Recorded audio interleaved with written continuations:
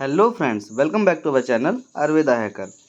तो दोस्तों, आज हम जानेंगे चंद्रप्रभा वटी के बारे में। तो चलिए शुरू करते हैं। सबसे पहले देखेंगे इनके इंग्रेडिएंट्स। तो इनके जो इंग्रेडिएंट्स हैं उनमें जो सबसे पहला द्रव्य है वो है चंद्रप्रभा।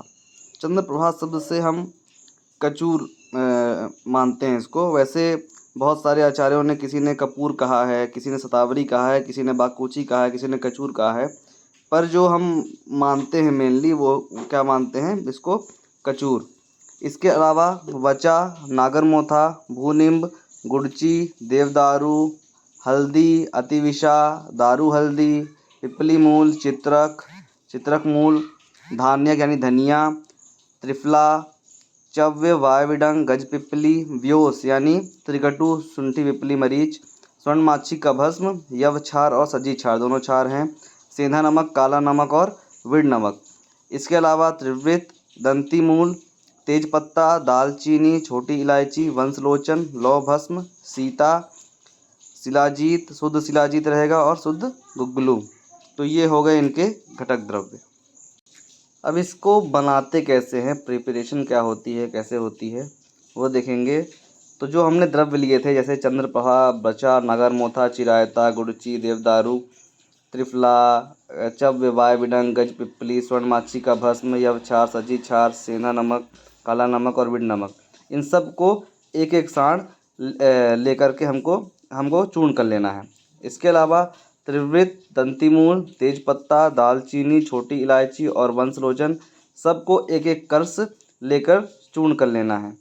फिर 2 कर्ष लौह भस्म, 4 कर्ष सफ़ेद चीनी या सीता जो बताया था, शुद्ध शिलाजीत 8 कर्ष, शुद्ध गुग्गुलू 8 कर्ष, इन दोनों को 8-8 कर्ष लेना है।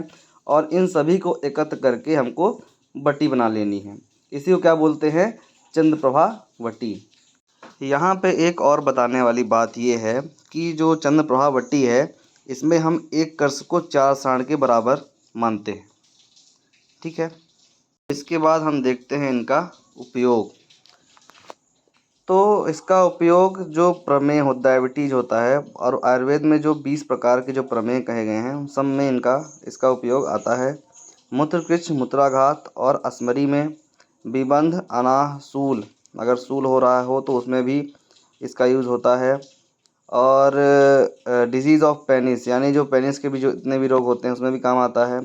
ग्रंथि हो गया हो, अर्बुद हो गया हो, आंत्र वृद्धि यानी हर्निया में भी काम आता है। पांडु, कामला और हलिमक, इन सब में काम आता है। इसके अलावा कटिशूल, श्वासकाश, विचर्चिका, अर्श, कंडू, प्लीहा उदर और भगंदर। इसके अलावा दंत रोग, नेत्र रोग, स्त्रियों के आर्तव संबंधी रोग यानी मेंस्ट्रुअल जो डिजीज़ होती है उसमें काम आता है। और पुरुषों के शुक्रगत जो रोग होते हैं, डिसऑर्डर्स इन सीमेन, उसमें भी काम आता है। इसके अलावा मंदाग्नि तथा जो वात, पित्त और कफ के विकारों को नष्ट करता है, तीनों दोषों को नष्ट करता है।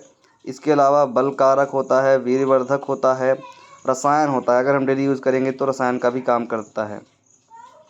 तो ये हो गया इनका उपयोग।